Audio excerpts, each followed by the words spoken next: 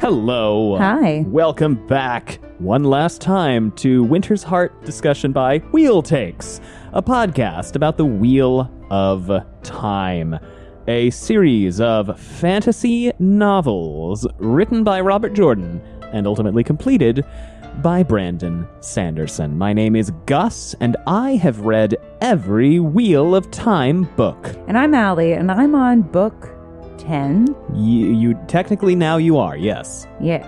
This podcast contains everything... Well, no, it doesn't contain everything we've already read. It contains spoilers for everything we've already read. And today, that includes everything up to and including the end of Winter's Heart. Allie. Yes. How are you? Doing well. Oh. Excited to talk about... Is this the end? This is the end of Winter. We put the book back on the shelf after this. So Path of Daggers stops tilting dangerously to one side. And then this book will start tilting dangerously to one side. And the spine will get all out of order, and I will have a conniption fit. Perfect. Allie. Sounds like you.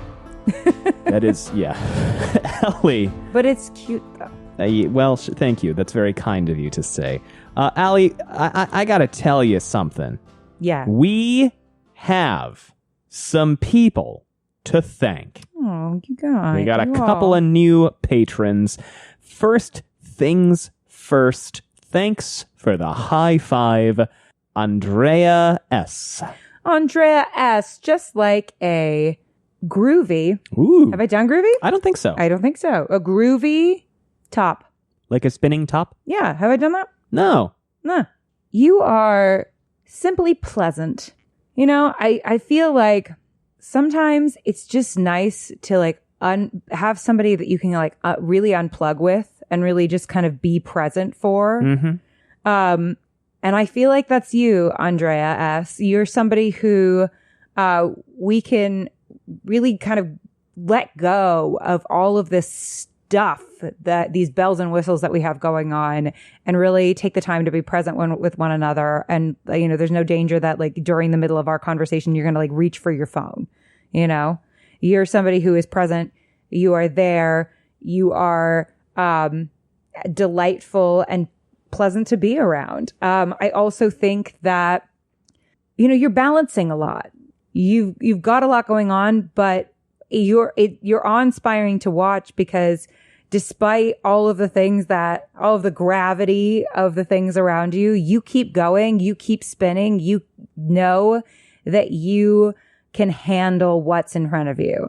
And also, you're fun. And for that, we thank you, and thanks for being a part of this community. Thanks for the pint, Joe B. Joe B.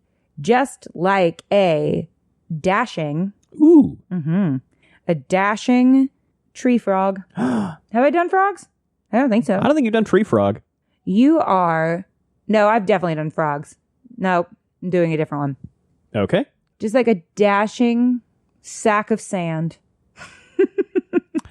All right. Okay, here's my thing. Take it. Let's go. You always look at me skeptical, but here's the thing. What has saved our asses more than a sack of sand lately? Nothing like a sandbag. In the middle truly. of a hurricane, when life was falling apart, there was Joe B. keeping the waters, keeping the floods at bay. You are steadfast. You are strong. You absorb all the bullshit, and you just give us positivity and peace. You are there in an emergency. You are calm under pressure. And for that, we thank you, and thank you for being a part of this community. Thanks for jumping up to a pint, Sulin. Sulin, just like, and thank you, just like a chill. I feel like there's a lot of new words I'm using today. I don't think I've used chill either, somehow. Are you going to call Sulin a can of beans? Can of beans. There we go. It is can of beans. I'm now doing beans. A chill can of beans. A chill can of beans. You're small but mighty. Mm-hmm. You're somebody who, you know what? Put you in a sock, you've got a good weapon on your hand. That's true. You know, also something that the TSA will look twice we'll try to confiscate. So you can cause necessary trouble when needed. We need people in the world that are going to stand up for what's right and sometimes sling a can of beans around. You're also not afraid to venture into being versatile. Are you a breakfast food? Are you a dinner food? Are you lunch? We don't know. You're versatile. You can be whatever you want. Or what is the sauce you're going to be in? What varietals are there? All of that is you, Sulin. You are a versatile person. You can fit in wherever you go. You can adapt. But still, if someone fucks around, they're going to find out with a sock of canned bean. I don't know why I decided people put canned beans in socks. I wouldn't do that. That sounds painful. Probably not a good idea. Don't do that. But, if necessary. No. Don't do that. Don't do that. Don't do that. But, if you have to. Don't do that. But, and it is uncanny. Hey. Wait, I didn't have the right soundboard queued up. Hold on. How smart you are. Look at that. And for that, we thank you. And thanks for being a part of this community. Thanks for jumping up to a pint. Chia. Chia, just like a elevated piece of embroidery. Huh. You have a flair for the arts, the artistic. You're crafty. You can work with your hands in ways where we go, my God, you made that with your hands? How elegant. Human hands made that? You have these abilities to put things together in ways that we marvel at. You have talent, creativity, skill. You're also somebody who is sentimental. I feel like embroidery can be either one of two things. It can be either like hilariously dirty or something grandmas do. Do you know what I mean? Yeah. But I used to embroider with my grandmother, and I still do sometimes. And it's such a like meditative, lovely, sentimental activity to me. And so you are all of those things. You are lovely, meditative, and sentimental. And for that, we thank you. And thanks for being a part of this community. And thanks for jumping up to a bubbly Mitchell C., which is not your actual name, but when you originally pledged, you told us to get your name wrong. So we're going to continue getting your name wrong in the same way. Wait, I love that. Mitchell C. Just like a raucous Rottweiler. Oh. I love Rottweilers. You know how they're like big and scary, but they have like the gooeyest, loveliest hearts? Yes. That's you, Mitchell C. You are somebody who people might find intimidating, but really it might be just deep down, just a little misunderstood. But once you are approached, you are just the loveliest, sweetest, most darling person. And that just goes to show that there is not a person on this planet that doesn't have the potential to be awesome. You know what I mean? We don't judge a book by its cover, Mitchell C. Because while you may appear intimidating, you are just the sweetest, loveliest. You also perceive things. You think outside the box. You perceive things in ways that maybe when you bring them to us, when you bring your thoughts and feelings to us and you really open up, we're like, whoa, how cool is that? How amazing is that? Did you hear what Mitchell C. said today? I learned recently, dogs can smell into the past. Yes, very cool. Yeah, I'm learning all about animal perception. It's really cool. I think it's like dogs are the coolest. But yeah, so amazing. And also, you are well-mannered. Yeah. Nothing better than a big dog with good manners. Mm-hmm. And he, like many a Rottweiler, you are well-mannered. We know we can take you anywhere. We know that you are going to make yourself a welcome guest in any home, any environment. You'll offer to do the dishes, even though that's so unnecessary. Please don't. Please stay seated. But it was really nice of you to ask. You know that? You know how that is? You know how that is? Yeah, somebody asks and you're like, oh, please, I would never let you do that. But also, I'm going to talk about how you asked to help and how so sweet that was later. So unnecessary, but oh my God, thank you. And that's you, Mitchell C. And for that, we thank you. And thank you for being a part of this community. So thanks as always to all of our patrons. You're all very kind and the podcast is still free. So, you don't have to do that, but it's really thoughtful. Allie, this is what I got to know. Have you ever seen The Rain? No. Where did we Lorraine? Where did we leave off? Oh shit. Oh, dump. I was gonna do exactly that. And they spider in. Yes. A number of people commented on how funny it was that I kept bringing up James Bond and Ocean's 11, and without fail, you would start singing the Mission Impossible theme. I don't know. I love that you're doing that. Please continue. It's great. What's the James Bond theme?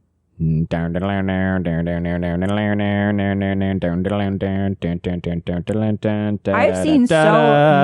James Bond movies. I mean, everyone is different. I've seen really, so but many that's kind of like James Bond movies.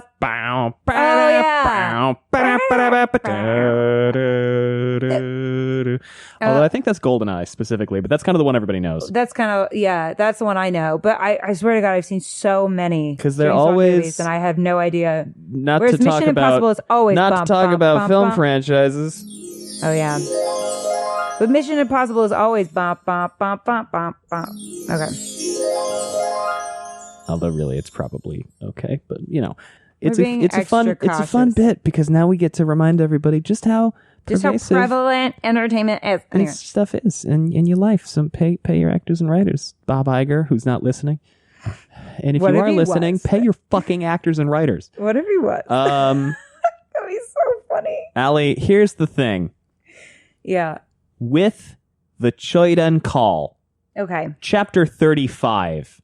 The final chapter of Winter's Heart. It's the final chapter. I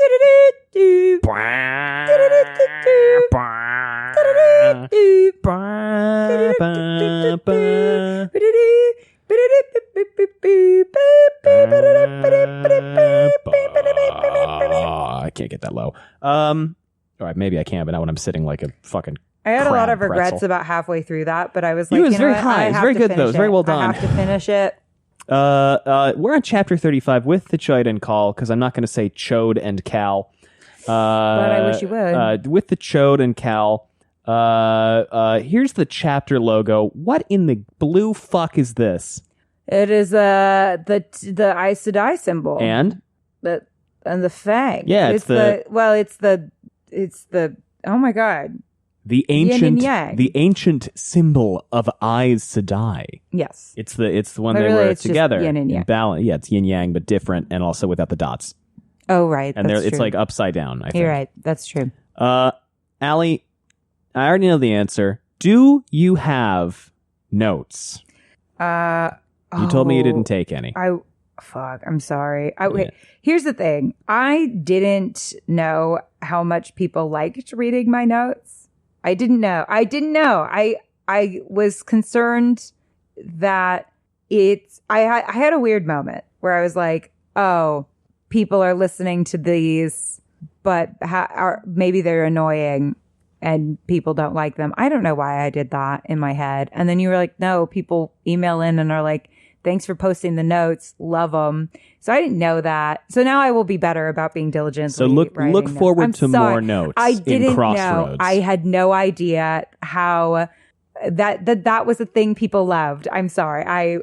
I got insecure and was like, is this just me like trying to do bits? Well, the point of the notes, people hate that. The point of the notes was originally to get your live thoughts as they happened. I don't know how my brain works sometimes. Sometimes I just decide, like, you know what? You're good. Everyone hates this thing you do. And then Allie, it's okay. Don't sweat it. No notes for now, but that just means we get a fun recap. Yes. Of chapter 35. I will definitely give you my thoughts as we listen, as we read. The Choidan Call. First things first, initial reactions to the end of this book. Initial reactions to the end of the book. How was it? It was a banger. Banger end. Banger, right? Robert. Let's look back at the book. So for the endings we've had so far, Sumeshta and the Green Man and the Eye of the World. Not my favorite. Blowing the Horn at Falm. Really great. Battle in the Stone of Tyr. Really great. Balal getting fucking wasted. Yeah, really great. Yeah. Those I think are going to get combined in the show. Probably. Al-Khair Dal / the Battle of the Two Rivers / Tanchico Nynaeve nailing Moghedien with a frisbee plate. Oh, I loved. All of that shit's in Shadow Rising. 10 out of 10. Docks of Cairhien plus Robin fight. 10 out of 10. Because that's like a really lengthy climactic conclusion. Demise Wells. Okay, 10 out of 10, but for a different reason. Yeah. Hey, everybody, I've just remembered it's time to kill Samael.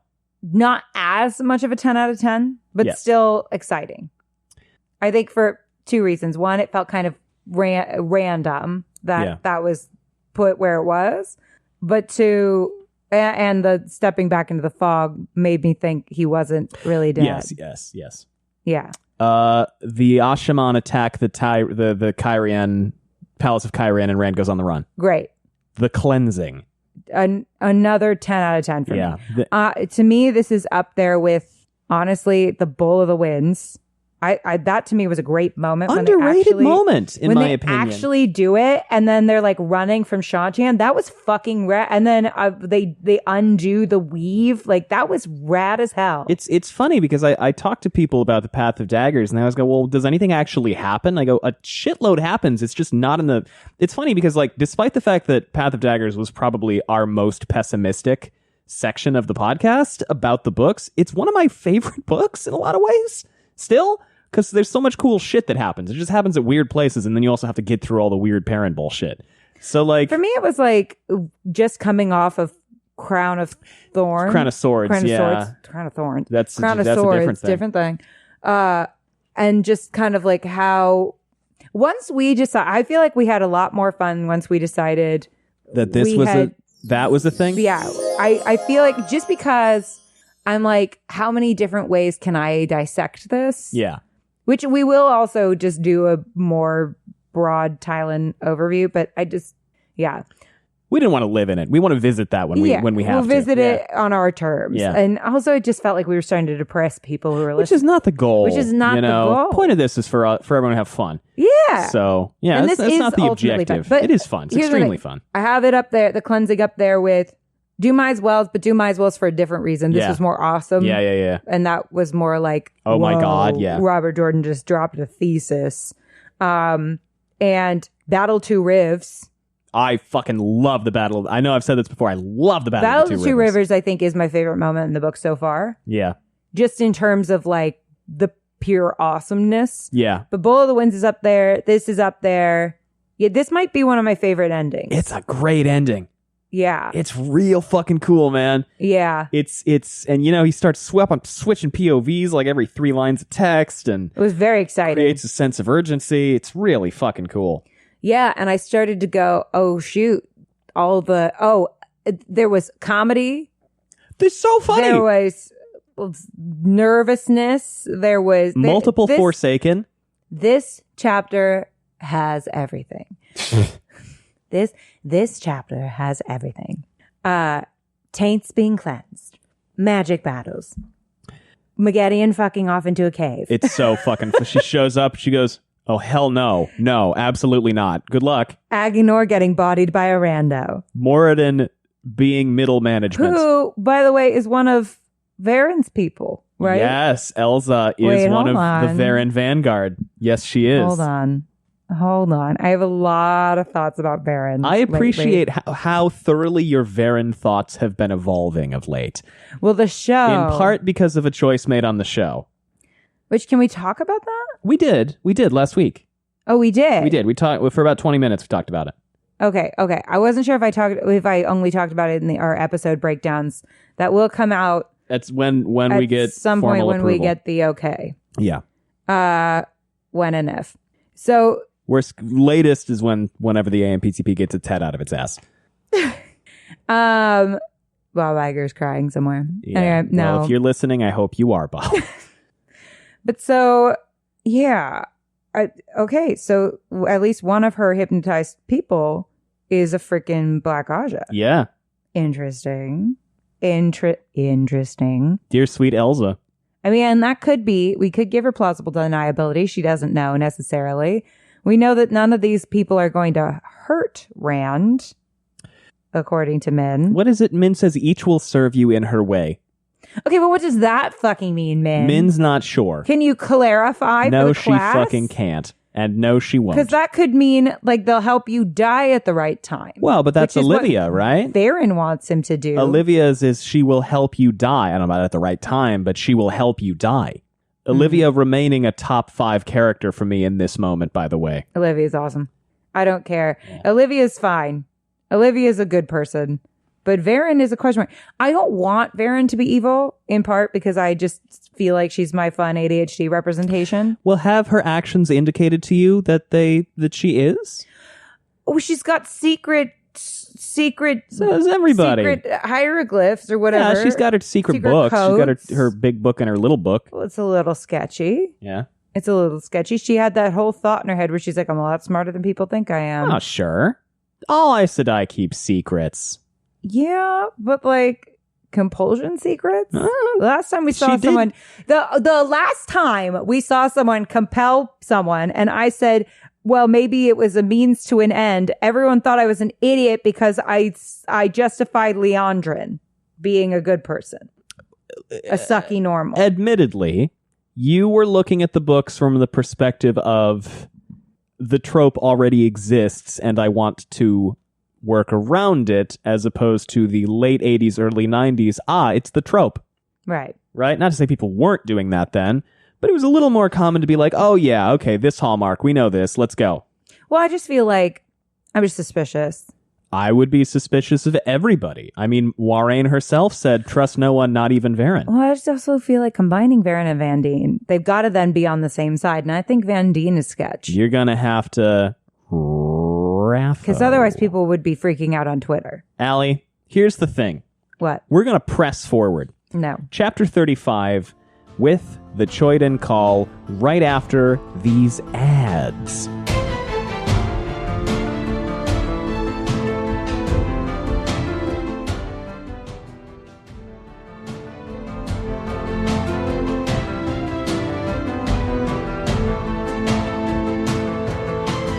Welcome back. Chapter 35 with the Choiden Call. Everybody under the fucking sun, chap. But we start with Rand. Rand rode across the wide stone bridge leading north from the Camelin Gate without looking back. The sun was a pale golden ball just risen above the horizon in a cloudless sky, but the air was cold enough to mist his breath, and the lake winds made his cloak fly about. He did not feel the chill, though, except as something distant and not really connected to him. He was colder than any winter could be. The guards who had come to take him out of the cell the night before had been surprised to find him wearing a small smile. He wore it still, a slight curve of his mouth. See, I don't know if that's a good thing. Yeah, well, remember he was in a box all night. Ooh. Yeah, I think we gotta I think we've got to stop smiling and laughing when people don't think we should be, because I think that's making people nervous. So they leave the city. Cadsuane has a letter from all 13 councils that says let them do whatever the fuck they want. Min is with Rand. She goes, it's over, Rand. You don't have to think about it anymore. There's like 4 more books. Well, the box, the imprisonment. Yeah, there's like 4 more books, though. He goes, I'm grateful to Farmadding, Min. I really did find what I needed here. Care to share? If a sword had memory, it might be grateful to the forge fire, but never fond of it. What is that? What is he talking about? I'm concerned. What is going on? Is his mental health improving or extremely worse? I think it's extremely worse. Oh, my guy. Look at him having a great time. That makes me really, really nervous. He thinks about how he should warm his voice, but he feels incapable of doing so. I'm concerned. I feel like someone needs to do a mental health check on our boy. Yes. I wish we could talk about the show. Yeah, I'm concerned. I think this is not good. I'm actively nervous for this child. Can someone give him a hug or a little snack? So they ride away from Farmadding. They get to the point where they're outside the range of the Guardians. And all the Ashaman and all the Aes Sedai are like, oh, hell yes. Oh, my God. And they start filling themselves with the power. That is how it reads. He could feel the 3 Ashaman behind him filling themselves too. Okay, drinking. Can I tell you a joke I decided not to do? Yes. Okay, so when they were like, the sun was a golden ball, I almost said and then decided to let go. I don't want to hear about his golden balls. Oh boy. She's like, "Hey, you good? Because you know. No. The answer is never. The answer is he's never good. Never ever has he been good. I'm as well as rainwater," he told her. That He was doesn't steel. Make sense. And Rainwater doesn't come from a well. The lie was not just about his belly. He was steel, and to his surprise, still not hard enough. He had intended sending her to Camelin with Olivia to protect her. If the golden-haired woman was going to help him die, he had to be able to trust her. He had planned his words, but looking into Min's dark eyes, he was not hard enough to make... Oh, my God. I'm sorry, I can't stop. He was not hard enough to make his tongue form them.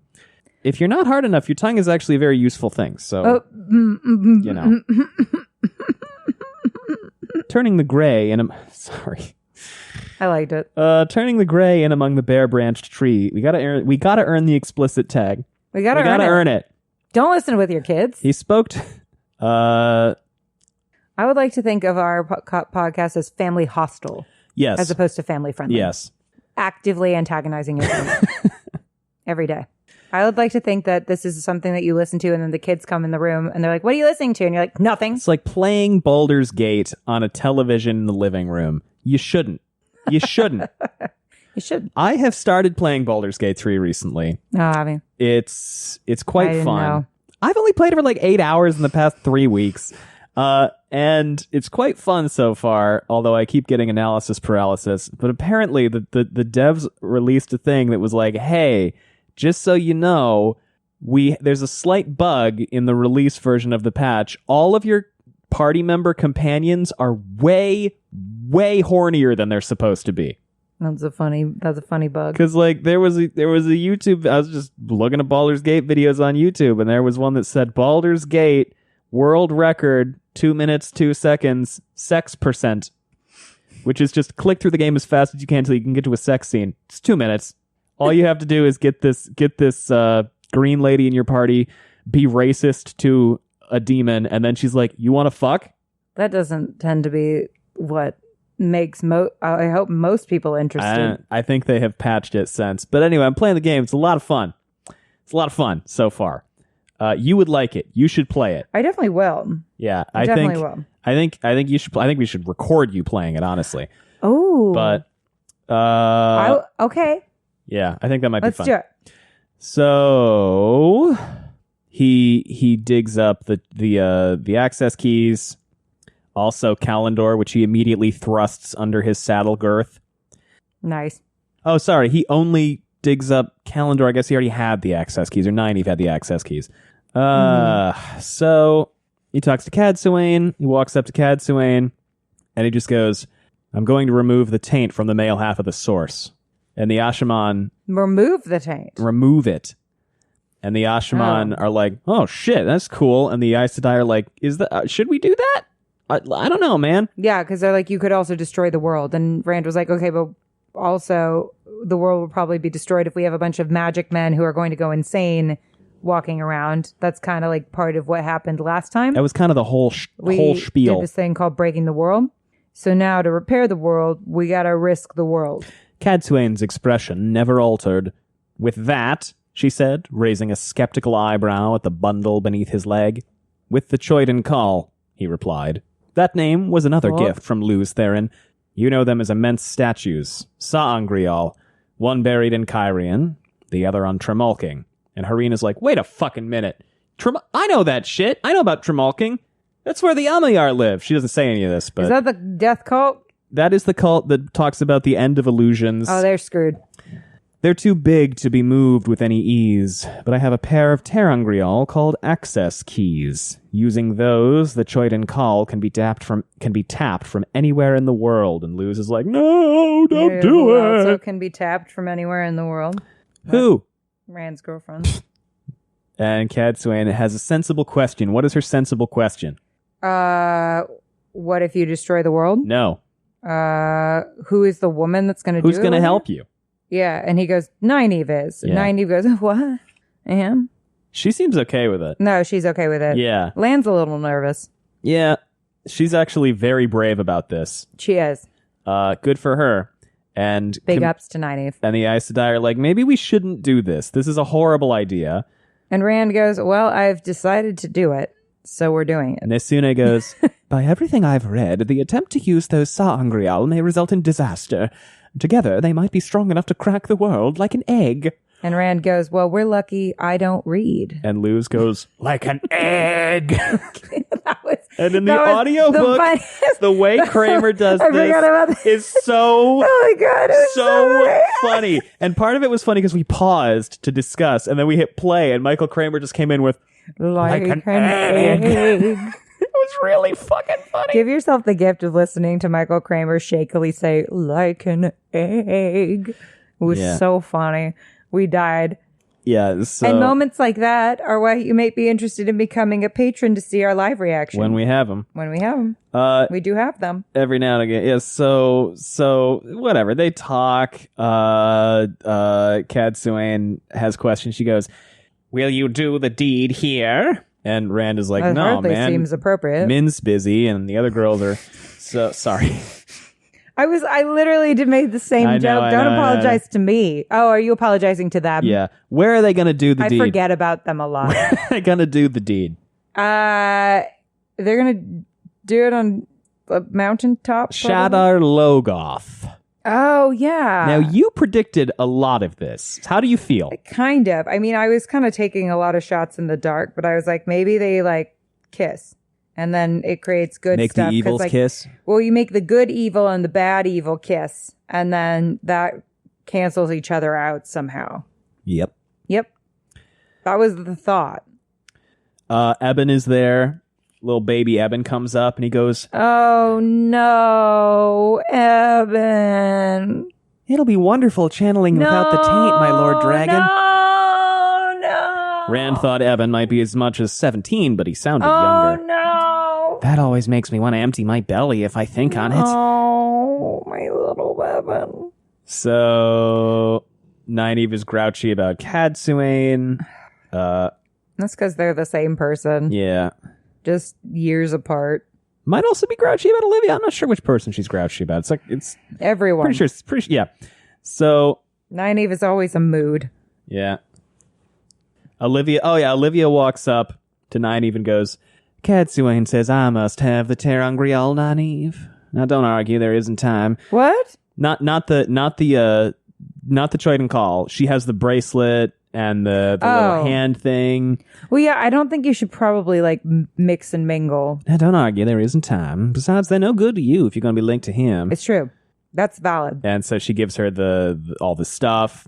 And then she gives her this And they're going to probably be battling the Forsaken, so they need all the help they can get. She gives her this other Ungrial and goes, you might as well take this too. I don't suppose I need an Ungrial if I'm going to be using the most powerful Sa Ungrial ever made. Probably not. But I want them all back. Understand? I mean, that's valid because Aes Sedai have a way of being like, ooh, what's this? Well, Let's she gives it study to Olivia. Oh, Olivia. And then Olivia goes, I'm not a thief. And they get That's ready good to to go. know. Yeah. So, anyway. What next? What happens? What happens? Yeah. Well, they start. Yeah, they link. They start it all. We get this whole thing where both of them is like, wow, the other power is really fucking weird. Yeah. Like, odd.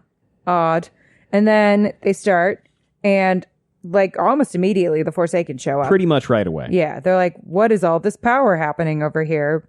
Gotta investigate. Awkwardly forcing himself to work gently, to use the unfamiliar Sidar's own immense strength to guide it as he wanted, he wove a conduit that touched the male half of the source at one end and the distantly seen city at the other. The conduit had to be of untainted Sidar. If this worked as he hoped, a tube of Sidene might shatter when the taint began to leach out of it. He thought of it as a tube, at least, though it was not. The weave did not form at all as he expected it to. As if Sidar had a mind of its own, the weave took on convolutions and spirals that made him think of a flower. So, he makes like a big, weird, curly-Q, sippy straw around, like, kind of going wild over the top of Shadar Logoth. Mm-hmm. Drawing on Sidene, fighting it, mastering it in the deadly dance he knew so well, he forced it into the flowery weave of Sidar, and it flowed through. Sidene and Sidar, like and unlike, could not mix. The flow of Sidene squeezed in on itself away from the surrounding Sidar, and the Sidar pushed it from all sides, compressing it further, making it flow faster. pure Sidene, except for the taint, touched Shadowlogoth. Rand frowned. Had he been wrong? Nothing was happening, except the wounds in his side seemed to be throbbing faster. Well, that's not what you want. Amid the firestorm and icy fury of Sidene, it seemed that the foulness stirred and shifted. Just a slight movement that might have escaped notice had he not been straining to find anything.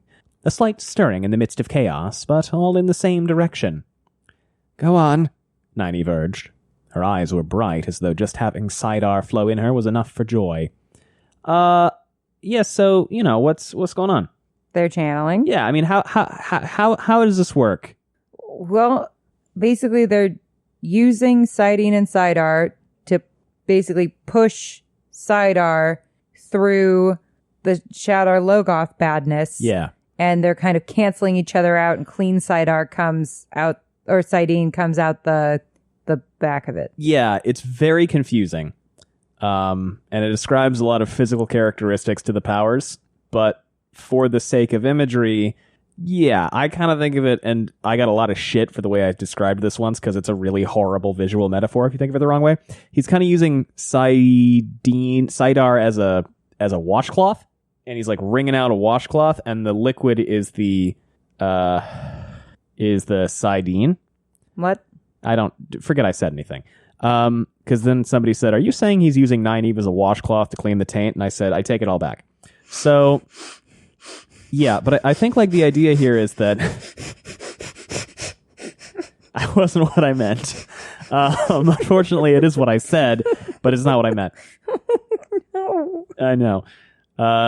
Thanks, Matrick. So essentially, yeah, like I think he's the taint is able to kind of filter through Saidar, and then it gets into a fight with.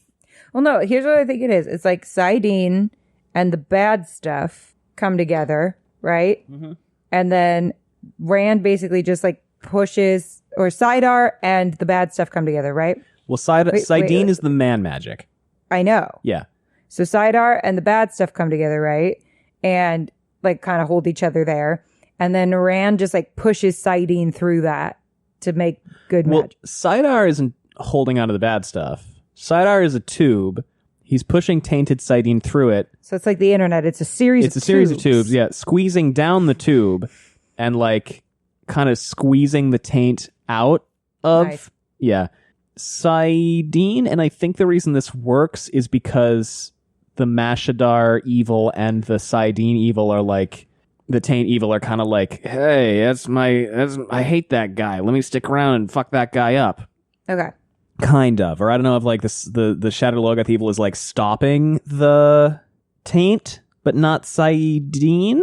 Sure. It's a little weird, but it works. So that's what really matters. Yeah.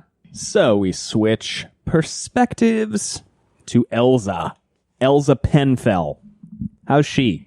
A dark friend. She is.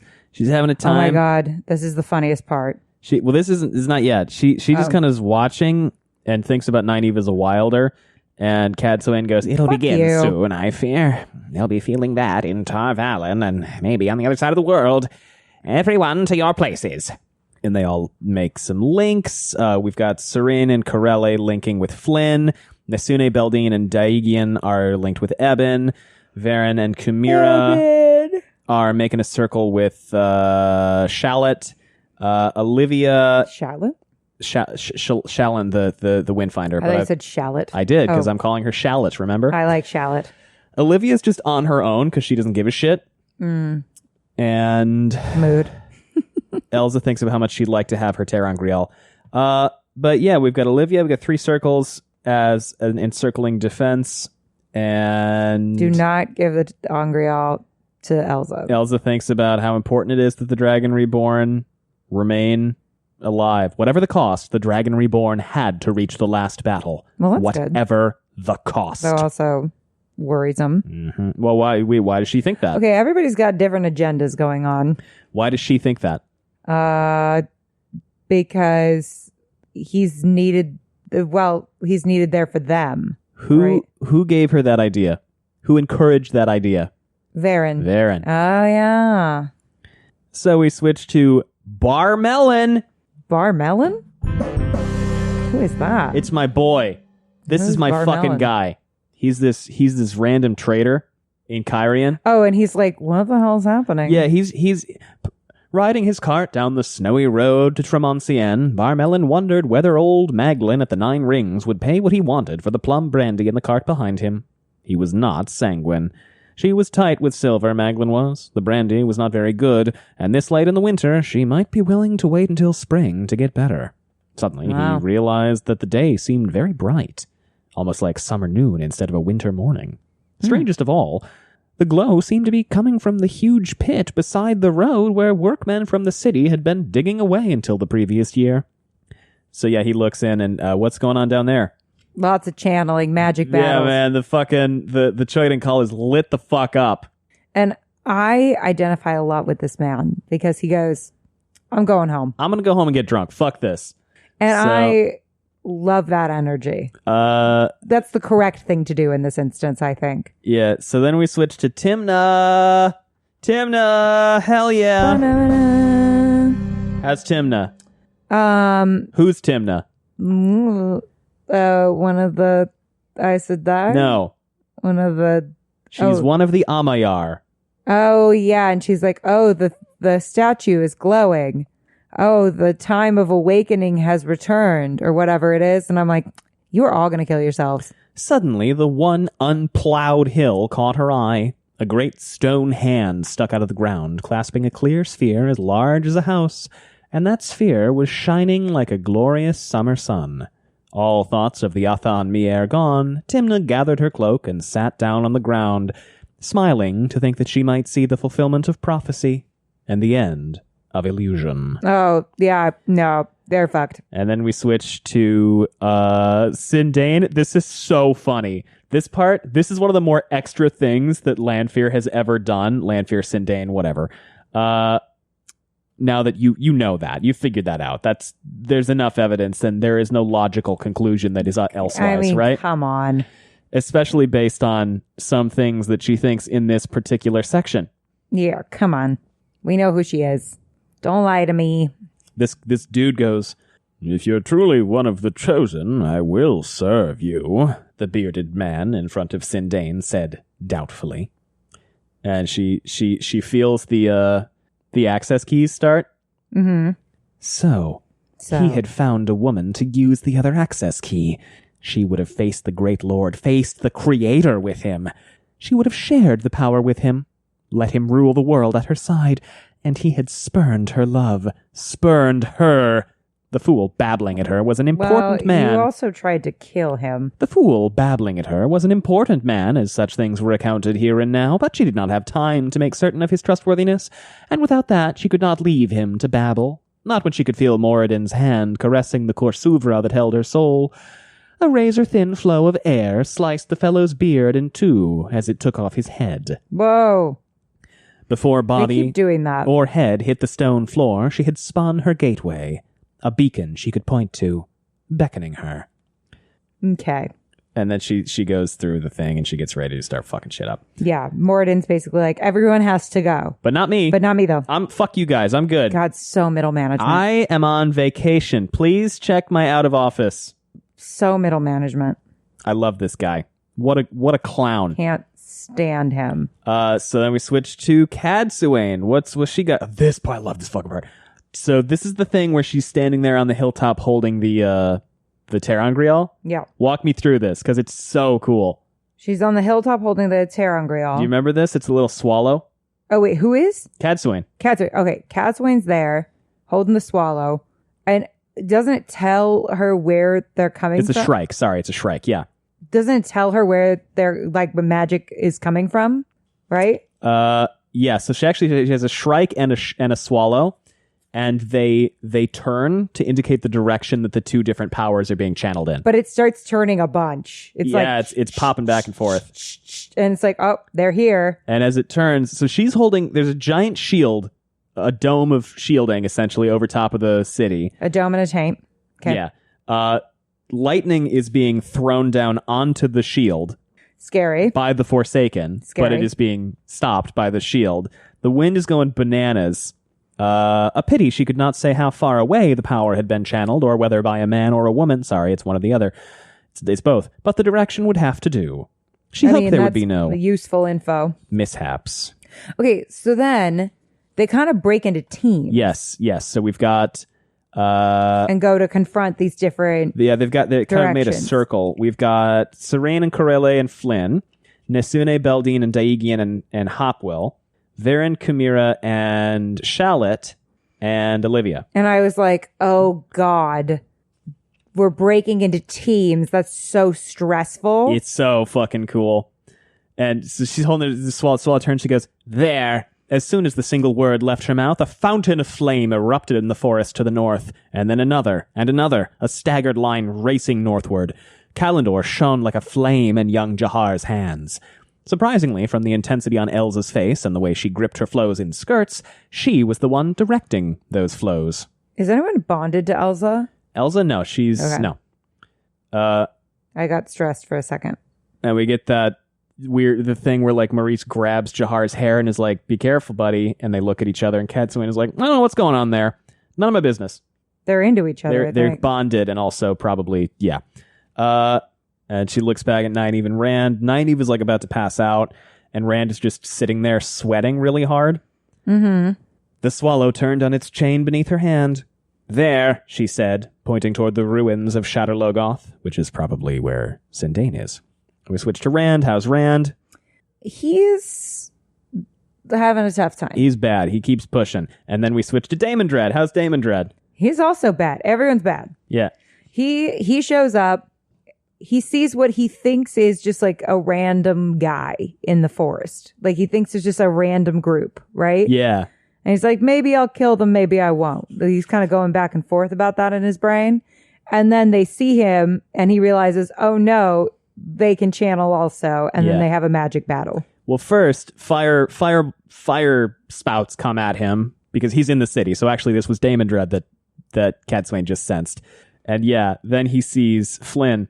A bald-headed old man with a fringe of white hair was limping along between two women, one of them beautiful in a wild way, the other stunning. What were they doing in these woods? Who were they? Friends of Althor, or just people in the wrong place at the wrong time? He hesitated to kill them. Whoever they were, any use of the power would warn Althor. The old man's head was turning as if he were searching for something among the trees, but Damon Dread doubted a fellow that decrepit could see very far. Abruptly the old man stopped and thrust out his hand straight toward Damon Dread, and Damon Dread found himself frantically fending off a net of Sidene that struck his warding much harder than it should have, as hard as his own spinning would. That tottering old man was an Ashaman, and at least one of the women must be what passed for Aes Sedai in this time, and joined with the fellow in a ring. So then Damon Dread and Damer Flynn start having a big-ass fucking magic battle. It's so rad. Blowing shit up. He was a general. A great general. But generals did not have to fight alongside the men they commanded. Snarling, he began to retreat amid the crackle of burning trees and the thunder of explosions, away from the key. Sooner or later, the old man had to tire, and then he would take care of killing Althor, if one of the others did not get there first. He hoped fervently they did not. No, none of you are going to get there. So we switched to Zindane. Are things going how she would hope they were? No. I think she decided... She went and... this wasn't... Was this Eben? She stumbles upon somebody. No. Eben is... Who does she stumble upon? Right now, nobody. Olivia? Because she's gatewaying from hilltop to hilltop, and every time she gateways to a new hilltop, Cadsuane points and fireballs come at her. Oh. So she's just like gatewaying frantically back and forth, like, what the fuck? What the fuck? What the fuck? And, how do they know where I am? Yeah, she's running and tripping on vines, and she's like, whatever happens, I gotta kill Rand. Okay? I gotta kill Rand before anybody else does. And then we switch to, oh, here it is. We switch to Osan'gar the first time. How's he? He's like crab walking about. Crouching behind a fallen log, Osan'gar panted from the exertion of running. Oh, is this the time? Are we doing it? No. Those months, masquerading as Corlun de Shiva, had not made him any fonder of exercise. Woo! I could not believe that. Hello. The explosions. Wait, can you believe that I got that I right? couldn't fucking believe it. Wait, tell me your reaction when I was like, what if it's Shiva? We're like 5 chapters into Crown of Swords. I think it's the second time he showed up because you said it's either Deshiva or... Damer Flynn. Flynn, yeah. And then you're like, Flynn's too old. And then Dashiva stuck with Rand. You were like, it's Rand. I mean, it's Dashiva. It's got to be Dashiva. Yeah, and then this Movo starts licking lips. All the time and staring at Min's ass. Nah, it's this guy. And yeah. That's the Agonor I know. It's pretty fucking cool that you just clocked that shit. I was really proud of that. Yeah. I knew once he was sticking with Rand and licking his lips, I was like, that's the guy. That's I nailed my boy. it. I fucking nailed it. He hides behind a log. He's like, this isn't going to fucking work. He'd never been a soldier. Not really. His talents, his genius lay elsewhere. The Trollocs were his making, and thus the Myrddraal that had sprung from them, and many other creatures that had rocked the world and made his name famous. He had expected others of the Chosen to be here ahead of him, had hoped they might have finished the task before he arrived, but plainly they had not. Plainly Althor had brought along some of those Ashaman, and by the amount of Saidin that had gone into the eruptions that targeted him, Kalendor as well, and maybe some of his tame so-called Aes Sedai. So-called. Why is he here? Why did he come? He's there because, what's his name? Nameless. Yeah. Moghedien said they have to. Yeah, because as scary as this is, Moghedien's scarier. Yeah. Again, classic middle management. Yeah. So he kind of sneaks through the forest, and then we switch perspective and take a quick ad break.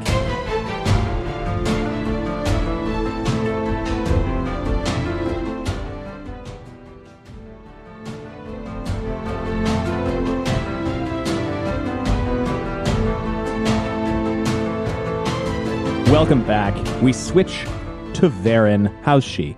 She's doing okay. What's she up to? She's looking for Forsaken. She's watching someone. Varen frowned at the apparition making its way through the trees off to her left. She could think of no other term for a woman walking through the forest in gems and a gown that shifted through every color from Grendel. black to white, and sometimes even turned transparent. She was not hurrying, but she was heading toward the hill where Rand was. Varen's like, this is a shit disguise. And unless Varen was very much mistaken, she was one of the Forsaken. Now you'll note that they did say Forsaken, not Chosen. Oh no. Did Vandy not kill Adelius? Why is that the first place your mind goes? Because I'm so confident. I love this chain of predictions and theories that you have put together that are all inextricably linked. They're all inextricably linked. They are, and I love it. And I love how your starting prediction thing for all of the who is Black Aja to various degrees, the place you started was, well, Varen is cool. Sorry, Shiriam is cool, therefore she's not just Black Aja. Everything else that you've predicted, that is where you started. I remember. That's where you started. That's why you first said she's a triple agent. Everything else got built on top of that, and I love that. No. There is a whole complexity to no. That is a complete insulting oversimplification. It's a foundational of the fact. bedrock. That is the shakiest bedrock of all time. No. That was a piece of your foundational bedrock. That is bullshit is what I'm hearing. So, no, the reason why I struggled with Varen as Black Aja explicitly was because of the gray man in her bed. You talk about Shiriam. Yes. The reason I struggled with Shiriam... What did I say? Varen. Okay. The reason I struggled with Shiriam explicitly were the two things. One, that Min saw like a halo around her that kind of matched what was going on with Moghedien, which kind of implied that she was going to do something glorious and awesome. And two, that there was a gray man in her bed. Why would they put a gray man in her bed unless it was an act right or else Godfather situation? Can you think of another reason to put a gray man in someone's bed, a dead one? It's spooky. But why would you want to spook someone? It's spook. But why would you want to spook? Do I have a scary? Hold on. Spooky. I hate that. I'm never playing that again. It's spooky. No. Why would you want to spook her? Spook. Okay, Spooky, scary skeletons. So my incredibly interwoven, complex, awesome theories versus spook. Spooky. It's spooky. If the purpose of the gray man in Shiriam's bed was merely to spook her and not like what's his face was just playing a prank on her. You ever thought of skeleton? You got skeletons, man. You got a skeleton inside you. It would be Robert Jordan who was wrong. No, because there was that. And then also, of course, Swan would want a spy on the inside. Why would you not get a spy on the inside if you're the head of the eyes and ears, with that it's an incontrovertible fact that the Black Aja exists. Spooky. And why would you not turn to your second best friend for that? It's spooky. Because that's the only other person you can trust with this information. It's spooky. She even mentioned wanting to bring Shiriam in during the prequel book. Spooky. Look, you could be right. I might just be fucking with you because I'm an asshole. If I am wrong, it is Robert Jordan who is wrong. And Rafe will fix it. So Varen is watching Grendel, and Shallot goes, "Are we just going to watch her?" And Chimera goes, "We must do something." And what does she think in her head? Well, maybe Varen's... Okay, maybe I'm wrong about Van Dien. Maybe it is some random person. Varen goes, "I was just deciding what." That killed Adelius. A shield, she decided. A captive Forsaken might prove very useful. And she tries to shield, but it bounces off. Then she had no time for thought of anything, as the golden-haired woman spun around and began channeling. Varen could not see the weaves, but she knew when she was fighting off an attack on her life, and she had come too far to die here. And then we switch to Big Sads. We switch to Eben. Ugh. A little baby Eben. He's like, it's cold, and I got these Aes Sedai with me, but it's real cold, and Daegian's leading the circle, and it's cold, and, I'm chilly, and it's cold. A lot of shit going on here. That's pretty cool. He had been at Demise Wells and fought the Shan-Chan, and he had learned that battles were more fun in a book than in the flesh. Oh, that's true. What did irk him was that he had not been given control of the circle. Of course, Jahar had not, but he figured Maurice amused herself by making Jahar balance a cookie on his nose. Damer had been given control of that circle, though, just because the man had a few years on him. Well, why do the men have to have control of the circle? They don't. I know, but... He just wishes he did. You're 17. Sit down. Just because the man had a few years on him, well... A few? More than a few. He was older than Ebens Da. Was no reason for Cadsuane to look at him as if he were... "Can you help me? I seem to have lost my way. And my horse." Oh, my God. The woman... No. Not the fucking... Well, you don't like the porn moans on Halima? Ridiculous. The woman who stepped from behind a tree ahead of them did not even have a cloak. Instead, she wore a gown of deep green silk cut so low that half of her lush bosom was exposed. And Beldine goes, "A strange place to be hiding." "I hadn't meant to ride so far," the woman said, coming closer. "I see you're all Aes Sedai, with Not the porn mode. a groom. Do you know what all the commotion is about?" Suddenly, Eben felt the blood drain from his face. What he felt was impossible. The green-eyed woman frowned in surprise, and he did the only thing that he could. "She's holding Saidin!" he shouted, and threw himself at her as he felt Daegian draw deeply on the power. I love that moment. Yeah, it's so good, but why did it have to be Eben? I know. Baby Eben. Oh, and this is the part. We switch to Sind. Every time we switch to a new section, I go, "Oh, this is the part." Oh, this is the part. Switch to Sindane. But that was an awesome moment. She's holding Saidin. Sindane. Ah! Yeah. Any more thoughts on any of that? Awesome. Sindane slowed at the sight of a woman standing among Eben's the the trees, hero. 100 paces ahead of her. A tall, yellow-haired woman who simply watched her come closer. The feel of battles being fought with the power in other places made her wary. At the same time, it gave her hope. The woman was plainly dressed in wool, but incongruously decked with gems, as if she were a great lady. With Sidar in her, Sindane could see the faint lines at the corners of the woman's eyes. Not one of those who called themselves Aes Sedai, then. But who? And why did she stand there as if she would bar Sindane's way? It did not really matter. Channeling now would give her away, but she had time. No matter how fierce the other woman's eyes, a knife would do for her, if she really thought she could be a bar. And just in case she proved to be what they called a wilder, Sindane prepared a small present for her. The reversed web. She wouldn't even see until it was too late. Abruptly, the light of Sidar appeared around the woman, but the ready ball of fire streaked from Sindane's hand, small enough to escape detection, she hoped, but enough to burn a hole through this woman who, just as it reached the woman, almost close enough to singe her garments, the web of fire unraveled. The woman did not do anything. The net simply came apart. Sindane had never heard of a ter'angreal that would break a web, but it must be that. No, she can undo weaves, right? No, it's Nynaeve's One of Nynaeve's ter'angreal is a shield. Oh, awesome. It's like a body shield. Then the woman struck back at her, and she suffered her second shock. She was stronger than Sindain had been before the Aelfin and the Eelfin held her. Yay. So talk about that. Olivia. Talk about that, because you started screaming when that happened. Oh, yeah. It's Lanfear. It's Lanfear. It's Lanfear. Yes. Lanfear, which means Moraine is still alive. Maybe. She's still alive. She's living. She's giving living. But what's this about strength? Oh, she's so I guess she's lost a little strength since the Finns I bet it was like, in order to come back to life and have her back, we're going to take some of her power or something like that. Or the Dark One's doing it as a punishment. I don't know. That was impossible. No woman could be stronger. She must have an Angreal, too. Shock lasted only the time it took her to slice the other woman's flows. Oh, no. So they're fighting.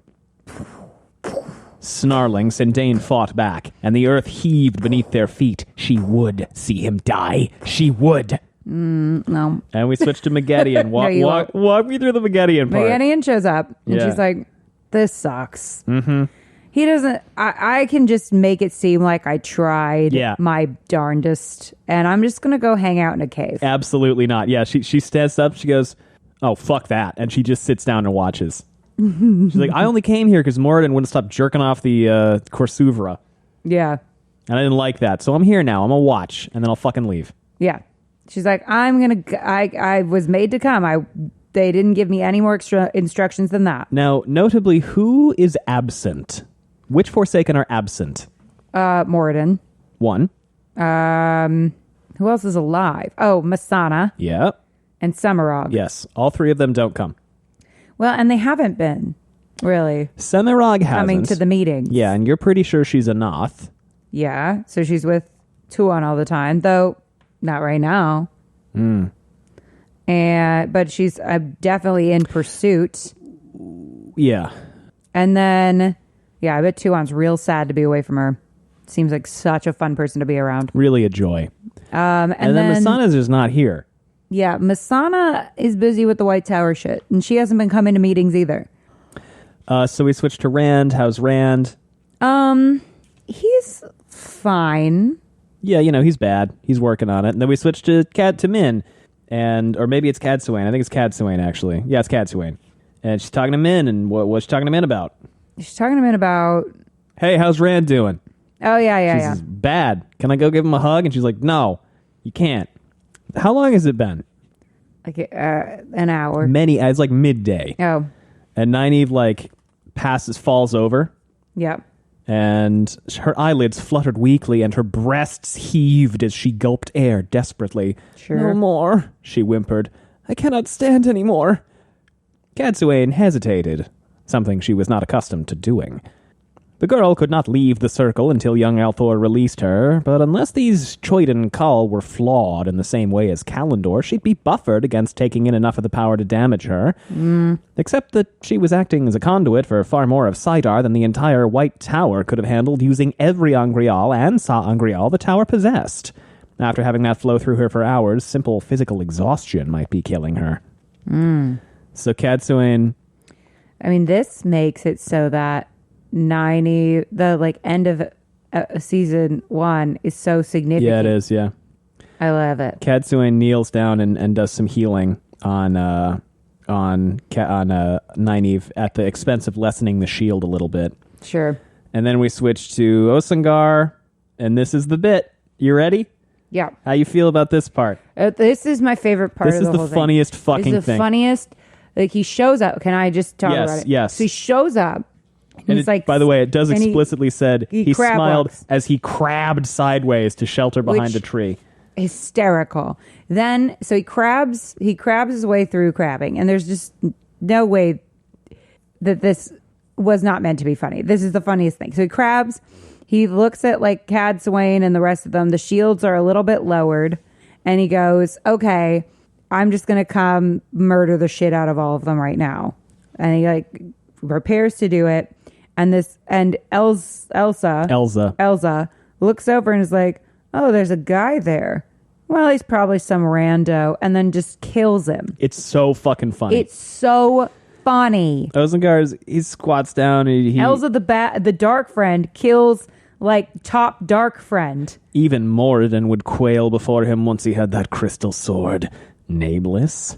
Osan'gar would be named Nameless after he destroyed Althor and undid all that he had done here. Laughing softly, he wove balefire. Who would ever have thought that he would turn out to be the hero of the day?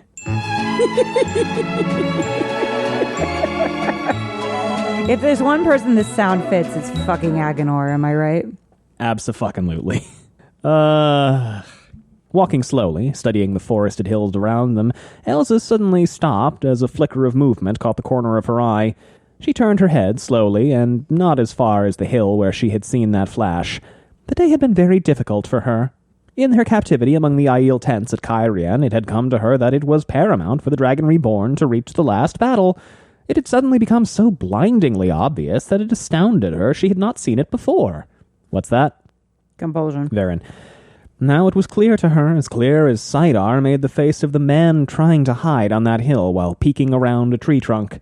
Today she had been forced to fight the Chosen. Surely the Great Lord would understand if she had actually killed any of them, but Corlin de Shiva was only one of those Ashaman.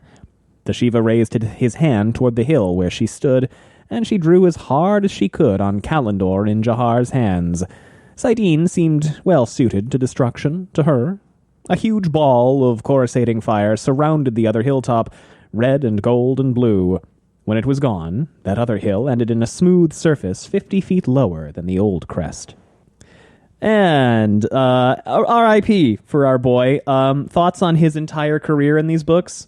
What did he even do? He taught the good guys how to heal better. And you remember how you were... Forsaken are going to be so much scarier on the show. Remember, I was so pissed off when you made this. You said, well, Nynaeve has beef with Agenor. Nynaeve explicitly has beef with Agenor. It's come up several times. It's come up many times. It makes perfect sense, therefore, that she must have some kind of showdown with him because it keeps coming up. That did not happen. You know what?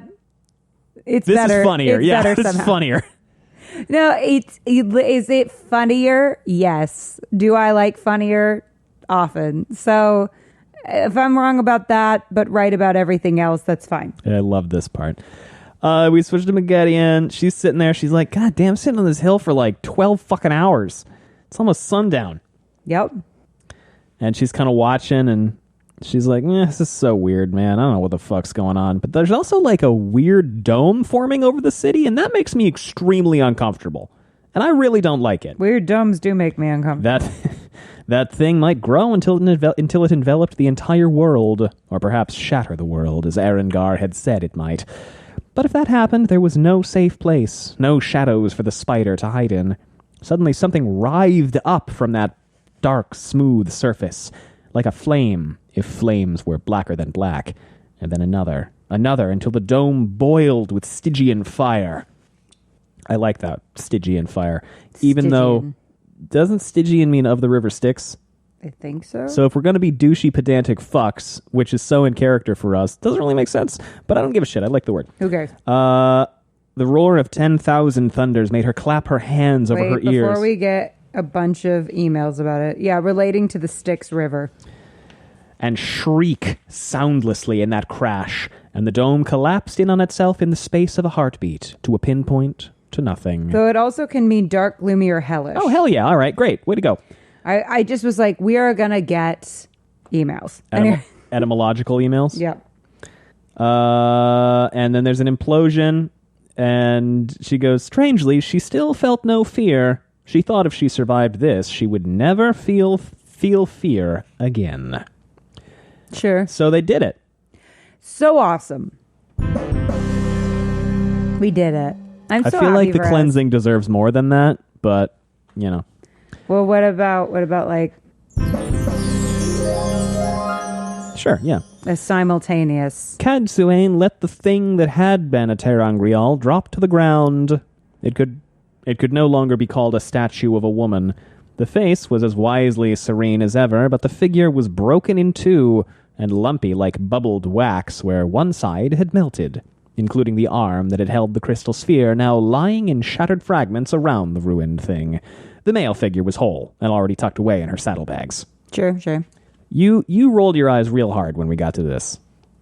When we got to... The lady one broke, the man one is fine. Yeah.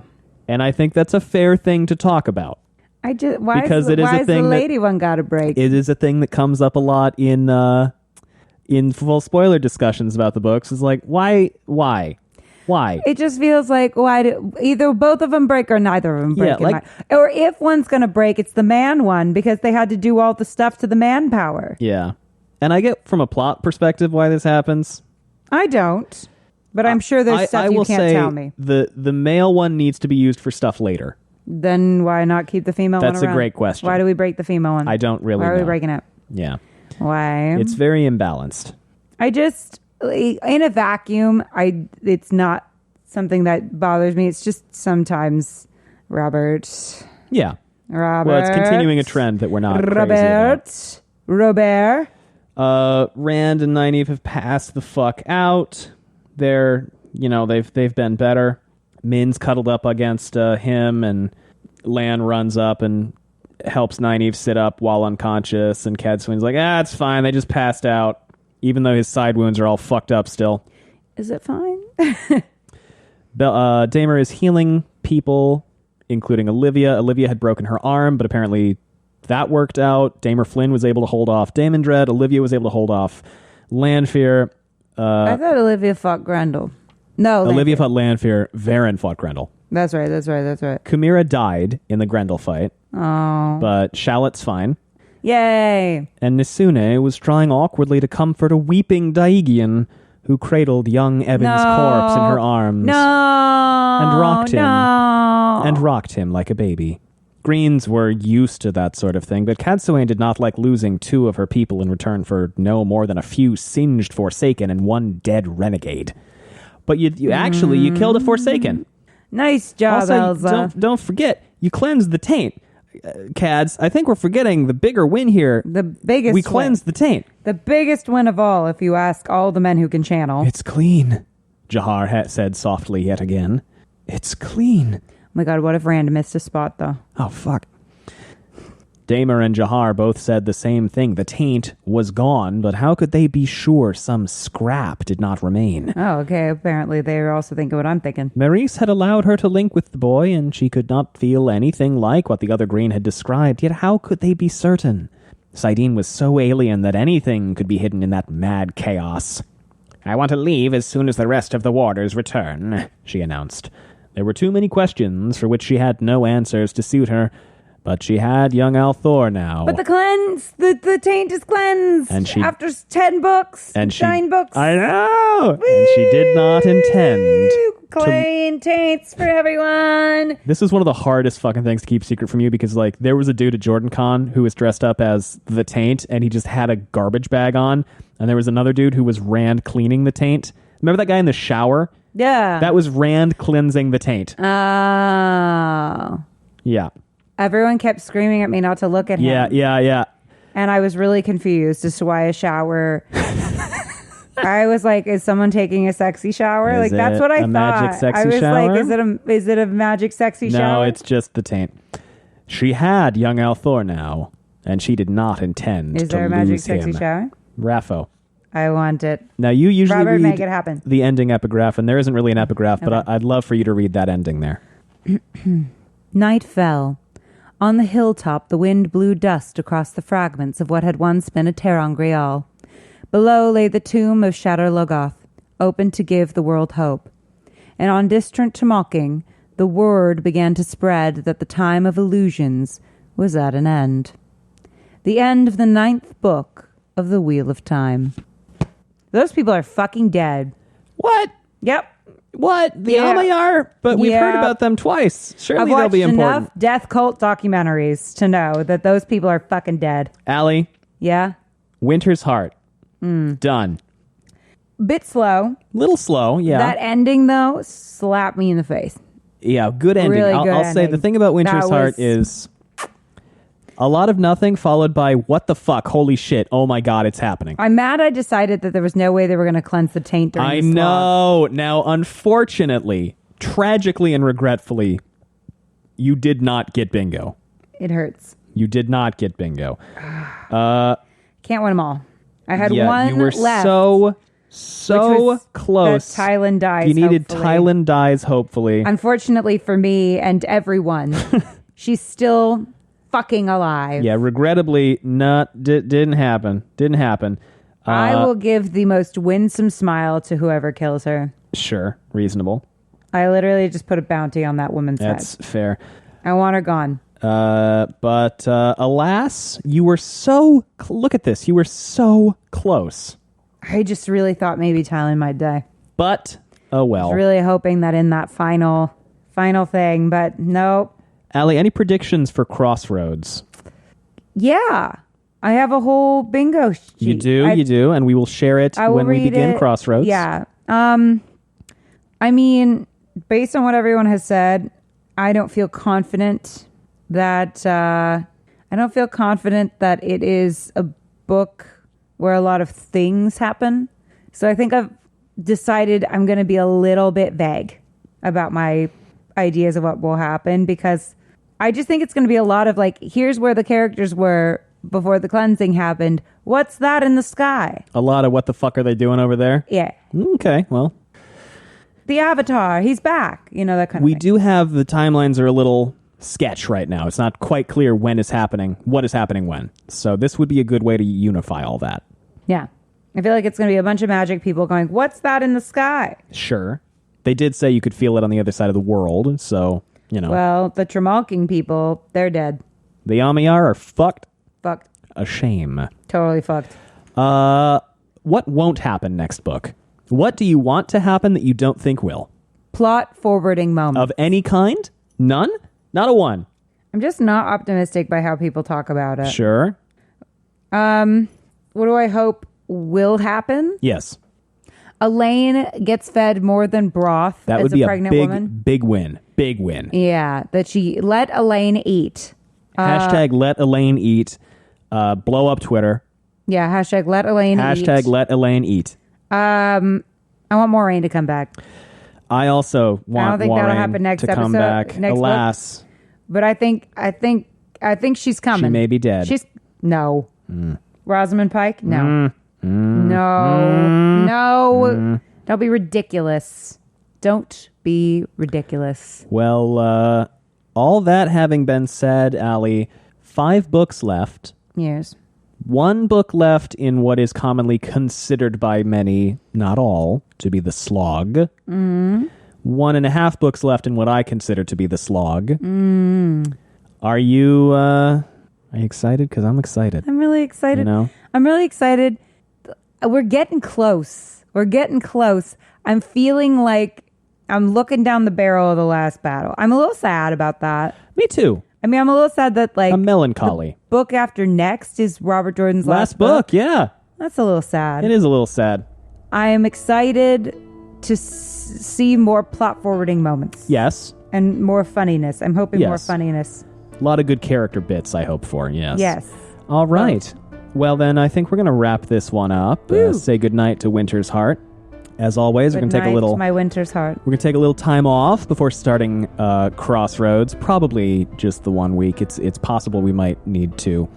But you'll find out. So stick around, and thanks for being patient. Not because we're not having a good time with the Wheel of Time. Oh, just not at because all. No, we're doing no. our show episodes. We've just... which we can't necessarily release, but that we are also... But we are doing them to recording. keep up. And we're that figuring is that out. A fucking lot of work. It is. It's not because we're not having a good time. Not at all. It's because we're people, and the show has added an extra thing to our schedule, and we're just trying to balance that. So thanks everyone for listening. We have social media if you want to know what we've got going on. It's linked below. We also have a Patreon if you want to support us that way. It's patreon.com/wheeltakes. And of course, you can always leave us a rating and a review, which helps. And if we want to talk about this episode, hashtag clean tank. I thought it was hashtag let Elaine eat. It's both. Great. Don't forget to use Walt Book Spoilers if you're going to talk about Queen Taints. Thanks for listening, everyone. Anything else, Allie? clean taints. Bye. Bye.